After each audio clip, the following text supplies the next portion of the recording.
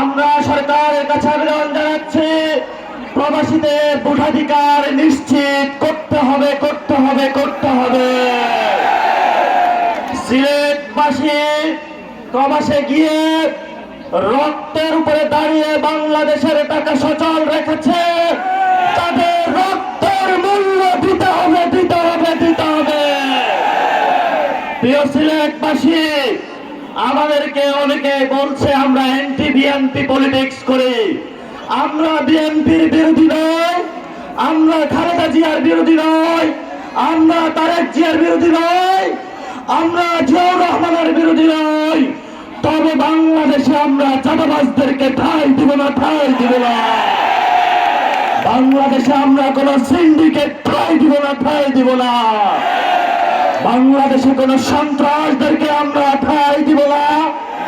আগামীতে যদি ঐক্য হয়, আগামীতে যারা আমাদের সহযুক্ত হবে, তাদেরকে একটি শর্ত মেনে আসতে হবে।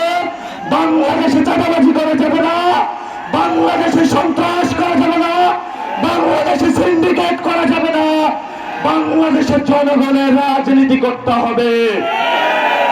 শেষ কথা বলবো, আমরা প্রতিনিয়ত রাজনৈতিক আড্ডা দেই চা দোকানে বসে।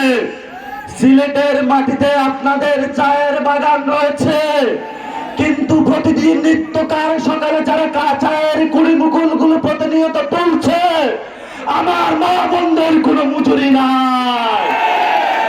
এনসিপি যদি সরকার গঠন করে, আমরা মালিকদেরকে যেভাবে দিব, শ্রমিকদেরকে তাদের থেকে শেয়ার দেওয়ার ব্যবস্থা করবো ইনশাআল্লাহ।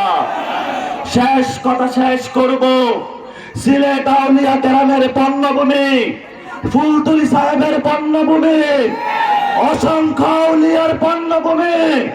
এখানে আলিয়া মাদ্রাসা রয়েছে, কওমি মাদ্রাসা রয়েছে, বিভিন্ন তরিকার মাদ্রাসা রয়েছে, আমাদের নারী সমাজ রয়েছে। আমি জানি সিলেটে আগে এসেছিলাম, তরুণ যুবা আপনাদের রক্ত কতটুকু টকবক। আগামীতে ৩ তারিখে ঢাকায় ঘোষণাপত্রের দাবিতে মহাসমাবেশ হবে। সেই সমাবেশে শহীদদের রক্ত রক্ষার জন্য, আহতদের অঙ্গহানি রক্ষার জন্য, আত্মার জীবন রক্ষার জন্য আমরা একত্রিত হব।